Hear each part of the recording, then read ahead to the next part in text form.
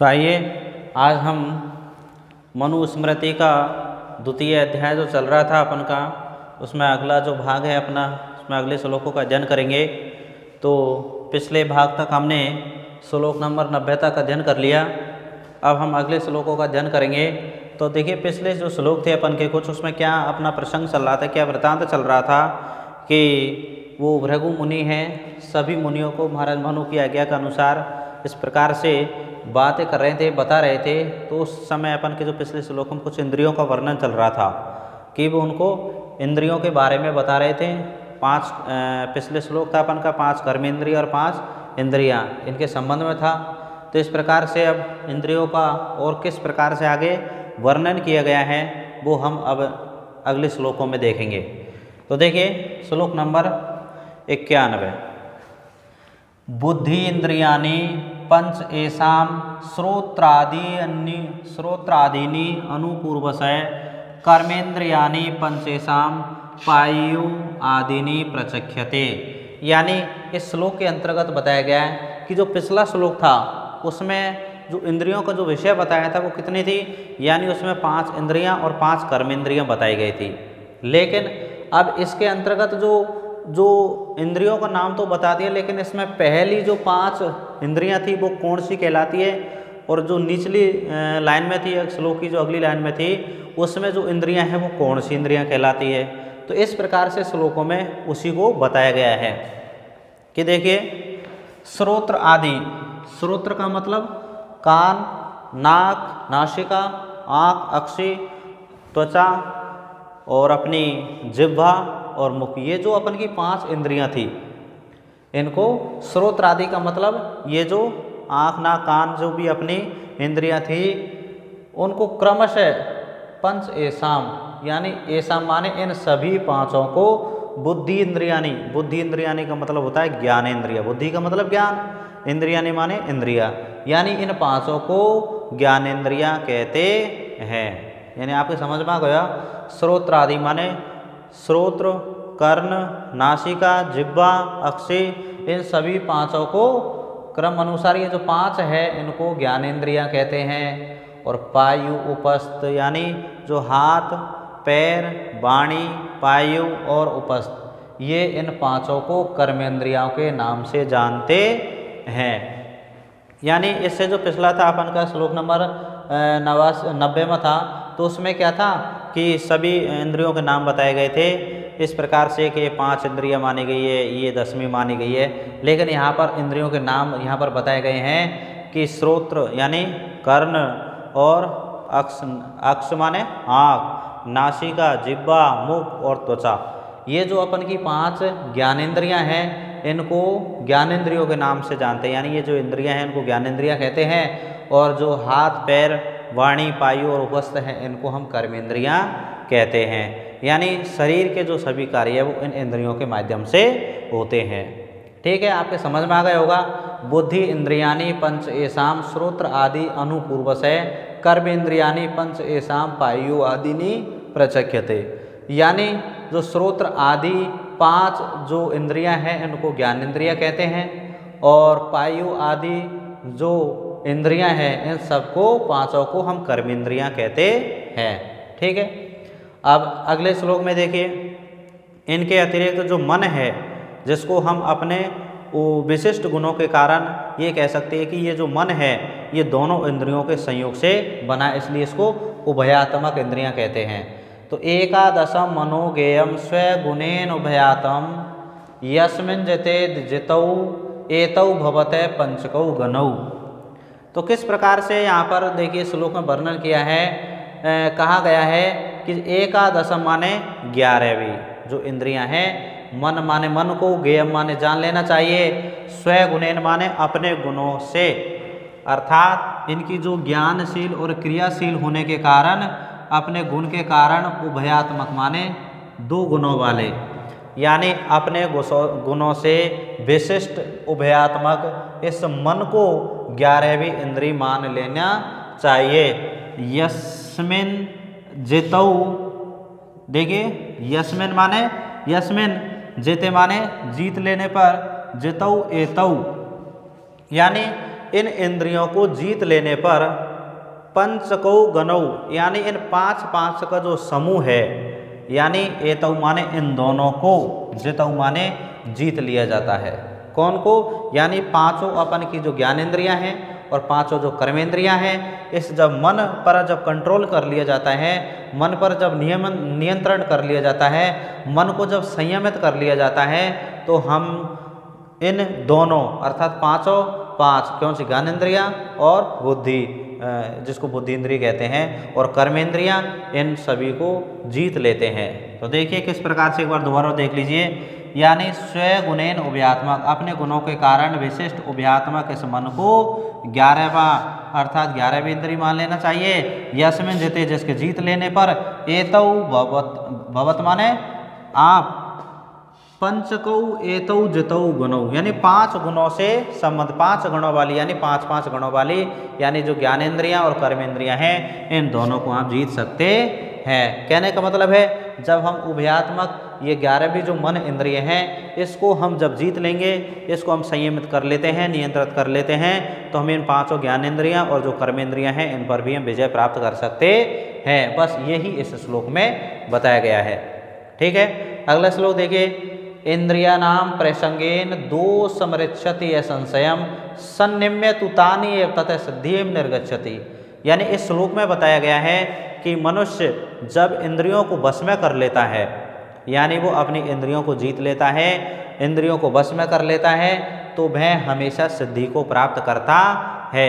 यदि वह इन पर अपना संयम खो देता है, अर्थात ये अपने वशीभूत नहीं रह पाता है इन इंद्रियों के, यानी कहने का मतलब इनमें फंस जाता है, तो केवल और केवल उनमें दोष उत्पन्न होता है। देखिए, इंद्रियाणाम प्रसंगेन दोषम ऋक्षति असंशयम। असंशय माने निश्चित रूप से, यानी मनुष्य निश्चित रूप से इंद्रियों के संबंध के कारण दोष को ही प्राप्त होता है। ऋक्षति माने प्राप्त होता है, दोषम माने दोष को, प्रसंगेन माने संबंध से।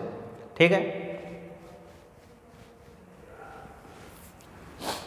तो एक बार और देख लीजिए।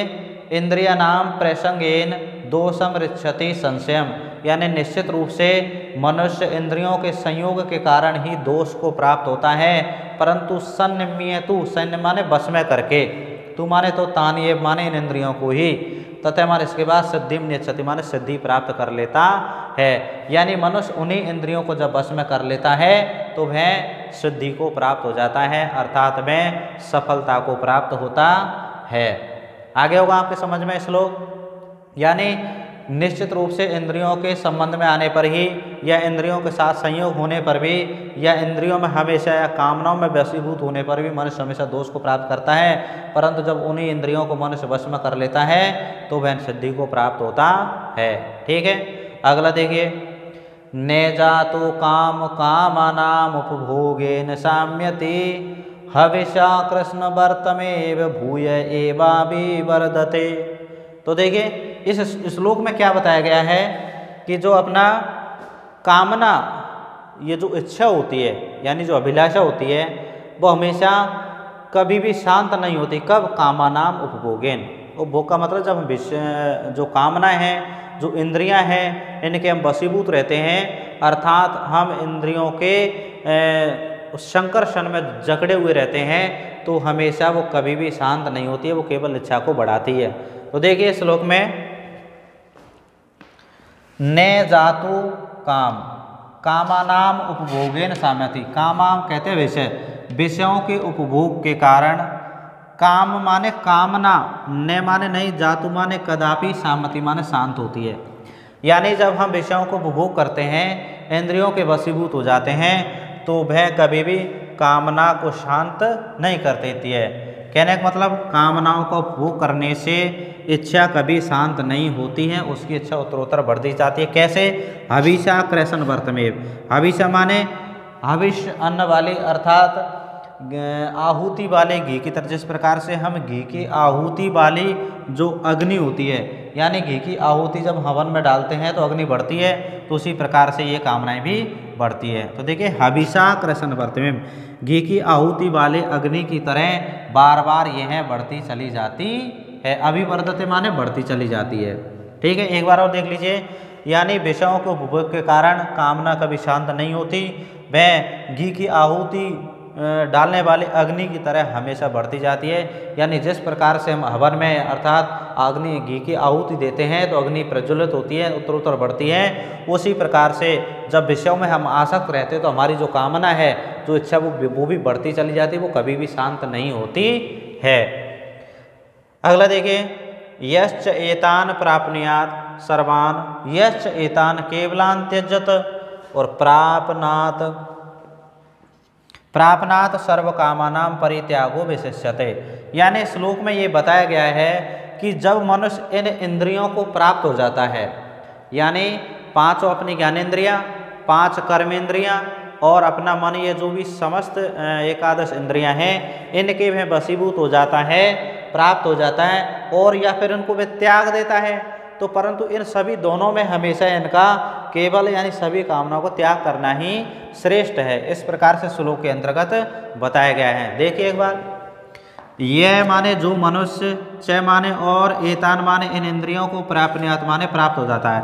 जो मनुष्य इन इंद्रियों को प्राप्त हो जाता है, सर्वान माने सभी को, यानी जो मनुष्य इन सभी इंद्रियों को प्राप्त कर लेता है अर्थात इनके वशीभूत हो जाता है, और जो मनुष्य केवल त्याजेत इनको त्याग कर देता है, तो प्रापनात् सर्व कामानां यानी सभी कामनाओं के प्राप्त होने की बजाय परित्यागो विशिष्यते, केवल इनका परित्याग करना ही श्रेष्ठ है, इनके वशीभूत नहीं रहना ही श्रेष्ठ है, इनको छोड़ देना चाहिए। यानी हमेशा अपने मन को संयमित, नियमित अर्थात हमेशा जितेंद्रियता की ओर बढ़ लेना चाहिए। ठीक है, एक बार और देख लीजिए, जो मनुष्य इन सभी विषयों को प्राप्त हो जाता है या इन इंद्रियों को प्राप्त कर लेता है, अर्थात जो इन विषयों को छोड़ देता है या इंद्रियों को छोड़ देता है, तो सभी कामनाओं में प्राप्त करने की बजाय इनका परित्याग ही श्रेष्ठ होता है। ठीक है, अगला श्लोक देखिए, ने तथा एतानि शक्यन्ते सानियोतम ऐसेवया विषयेषु प्रजुष्टानि यथा ज्ञानेन नित्यस्य। अब देखिए, इन्हीं इंद्रियों के बारे में बताया गया है कि भाई इन इंद्रियों को हम अपने ज्ञान से ही केवल वशीभूत करके यानी इसको नियमित कर सकते हैं, संयमित कर सकते हैं, और असेवा से कदापि नहीं। यानी हम इंद्रियों की जितनी भी सेवा करेंगे उनके वशीभूत होंगे तो वो हमेशा उत्तरोत्तर बढ़ती चली जाती है। तो इसी प्रकार से संदर्भ में श्लोक में बताया गया है कि विषयेषु प्रजुष्टानि यानी विषयों में आसक्त, एतानि माने इन इंद्रियों को, यथा माने जैसे, ज्ञानेन नित्यस्य यानी ज्ञान के द्वारा रोका जा सकता है, ज्ञान के द्वारा ही वशीभूत किया जा सकता है। न तथा माने उसी प्रकार से, न शक्यन्ते सनुत असेवा, असेवा के द्वारा कभी भी इसको वश में नहीं किया जा सकता। कहने का मतलब, हम जब इंद्रियों की सेवा नहीं करेंगे, वशीभूत नहीं होंगे और इनको त्याग देंगे, तो सेवा करने का मतलब यहाँ से त्याग अपने आकर्षण से है, और असेवा का मतलब छोड़ने से। यदि हम उनको छोड़ भी देते तो भी ये बस में नहीं होती, लेकिन हमें इसको छोड़ने के लिए क्या होना चाहिए, अंदर अनुभव अर्थात ज्ञान होना चाहिए, क्योंकि ज्ञान से ही हम उस मन के द्वारा इन सभी इंद्रियों को, ज्ञानेंद्रियां और कर्म इंद्रियां दोनों को बस में कर सकते हैं, अर्थात जितेंद्रिय बन सकते हैं। तो एक बार देख लीजिए, विषयों को प्राप्त अर्थात विषयों से युक्त ये सभी जो इंद्रियां हैं, जिस प्रकार से ज्ञान के द्वारा वशीभूत की जाती है, उसी प्रकार से असेवा के द्वारा इनको वशीभूत नहीं कर सकते हैं। केवल इनको हमेशा वश में करने के लिए ज्ञान की आवश्यकता होती है। ठीक है, अब अगला देखिए, वेदा त्यागश्च यज्ञाश्च नियमाश्च तपांसि च न विप्रदुष्ट भावस्य सिद्धिम गच्छते करहिचित। तो देखिए, इस श्लोक के अंतर्गत वही बताया गया है कि जो मनुष्य इंद्रियों के वशीभूत रहता है, उनके आकर्षण में जकड़ा हुआ रहता है, तो निश्चित रूप से वह मनुष्य दुष्ट स्वभाव वाला हो जाता है।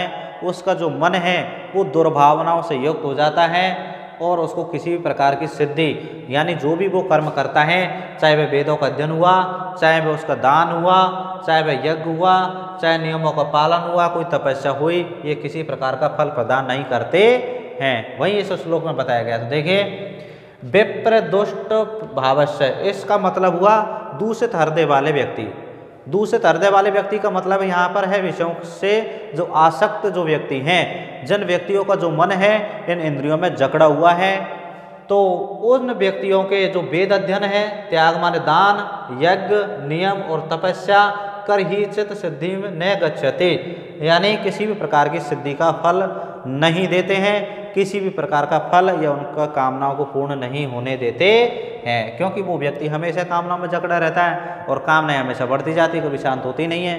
किस प्रकार से बढ़ती है? जिस प्रकार से हम आहुति, घी की आहुति अग्नि में देते और अग्नि उत्तरोत्तर प्रज्वलित होती है।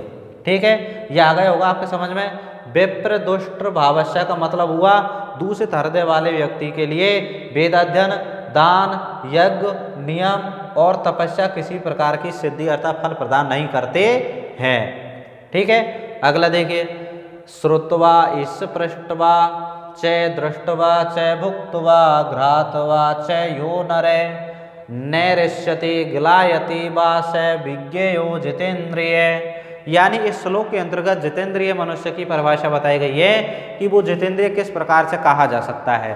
तो देखिए, श्रुत्वा माने सुन करके और इस पृष्ठवा माने स्पर्श करके, च माने और, यानी सुनकर और स्पर्श करके अर्थात छू करके, दृष्टवा देख करके और भुक्तवा माने उपभोग करके, घ्रातवा माने सूंघ करके, यह माने जो नर माने मनुष्य, नैरिष्यति ना तो प्रसन्न होता है, गिलायति वा अथवा ना ही वो उदास होता है, से विज्ञेयो जितेंद्रिय, उसे ही हमेशा जितेंद्रिय मानना चाहिए, क्योंकि जिस व्यक्ति का मन किसी भी वस्तु को देख करके, छू करके, उसको प्राप्त करके, यानी उसको उपभोग करके, सूंघ करके भी उसका मन किसी प्रकार से ना तो खुश होता है और ना ही उदास होता है, यानी किसी प्रकार की उसको ग्लानि भी नहीं होती है, तो उस मनुष्य को हमेशा जितेंद्रिय मानना चाहिए, क्योंकि उसका जो मन है वो संयमित है और अपनी इंद्रियों पर यानी कर्मेंद्रियां और जो ज्ञानेंद्रियां हैं उन पर उनका वशीकरण है, इसलिए वो इन प्रकार की चीज़ों का उपभोग, स्पर्श, सूंघना आदि सभी क्रियाओं के द्वारा किसी प्रकार से वो ना तो प्रसन्न होता है ना ही ग्लानि का अनुभव करता है, इसलिए उस मनुष्य को हमेशा जितेंद्रिय मानना चाहिए। ठीक है, अब अगला देखिए, इंद्रिया नाम तू सर्वेशाम यदि एकम क्षरति इंद्रियम तेन क्षरति प्रज्ञा धृते पात्रादि बोधकम। अब देखिए, इस श्लोक में क्या बताया गया है कि जब ऊपर के श्लोक में ये बताया गया कि जिस मनुष्य को ये विषयों के विकार परिवर्तित नहीं कर पाते यानी वो जितेंद्रिय होते हैं, परंतु जब किसी भी अवस्था में उनकी इन पांचों या पाँच और पाँच 10 और मन उभयात्मक इन एकादश इंद्रियों में से यदि एक भी इंद्रिय नष्ट हो जाती है, यानी कहने का मतलब एक भी इंद्रिय तक उनका ध्यान चला जाता है, वो वशीभूत हो जाते हैं, तो उनकी जो प्रज्ञा है, जो उनकी जो बुद्धि है वो हमेशा नष्ट हो जाती है। जिस प्रकार से चमड़े के पात्र से जल नीचे निकल जाता है वो कभी भी नहीं रुकता है, उसी प्रकार से। ठीक है, तो एक बार और दोबारा देखिए इस श्लोक को किस प्रकार से है। इंद्रियानाम तु सर्वेषाम यदि एकम, यानी ये सभी इंद्रियों में से यदि एक क्षरति इंद्रिय यानी एक इंद्रिय का क्षरण हो जाता है, यानी वो उनके वशीभूत हो जाता है, तो तेन अश्य क्षरति प्रज्ञा, तो उस मनुष्य की प्रज्ञा माने बुद्धि झड़ जाती है। द्रते पात्रादि बोधकम, जिस प्रकार से चमड़े के पात्र से जल झड़ जाता है, इस प्रकार से श्लोक में बताया गया है। आगे होगा आपके समझ में। एक बार वो देख लीजिए कि सभी इंद्रियों में से यदि एक इंद्रिय नष्ट हो जाती है या उनका क्षरण हो जाता है, मनुष्य उसके वशीभूत हो जाता है, तो उस मनुष्य की प्रज्ञा नष्ट हो जाती है, जिस प्रकार से चमड़े के पात्र से पानी निकल जाता है। ठीक है, अगला श्लोक दी, वशे कृत्वा इंद्रियग्रामं संयम च मन तथा सर्वान् संसादयेत अर्थान खिन्वन योग तत्तनुम। तो देखिए श्लोक में क्या बताया गया है कि मनुष्य को हमेशा अपनी जो एकादश इंद्रिय हैं उनको वशीभूत रखना चाहिए, केवल उनके आकर्षण में जकड़ करके अपने जीवन को नष्ट नहीं करना चाहिए। तो देखिए वशे कृत्वा इंद्रिय ग्रामम, यानी इंद्रियों के समूह को वश में करके, और संयम च मन तथा मन उसी प्रकार से मन को भी संयमित करके, सर्वान संसाधित अर्थान सभी प्रकार के संसाधनों को उसको साध लेना चाहिए, अर्थ को साध लेना चाहिए। खिन्वन योगस्तनुम, खिनवन का मतलब होता है, यहाँ से जो ए है अर्थान में ए निकल जाएगा, ए खिनवन का मतलब होता है कष्ट न देते हुए, तनो माने शरीर को, योग माने अपनी कर्म कुशलता से। तो एक बार दोबारा देख लीजिए, यानी मनुष्य को सभी इंद्रियों को वश में करके और मन को भी संयमित करके अपने शरीर को कष्ट न देते हुए कर्म की कुशलता से हमेशा सभी प्रकार के प्रयोजनों को सिद्ध कर लेना चाहिए। ठीक है, एक बार और देख लीजिए, यानी मनुष्य को सभी इंद्रियों को वश में करके और मन को संयमित करके शरीर को कष्ट न देते हुए अपने कर्मों की कुशलता से सभी जो अर्थ हैं, जो उसको प्रयोजन है, उनको सिद्ध कर लेना चाहिए। ठीक है, इस प्रकार से आपके श्लोक हो गए। अब हम अगले भाग में अगले कुछ श्लोकों का अध्ययन करेंगे, तब तक आप पढ़ते रहिए। यदि आपको अच्छा लग रहा हो तो चैनल को भी सब्सक्राइब करें और इसको लाइक और शेयर भी करें। Thank you.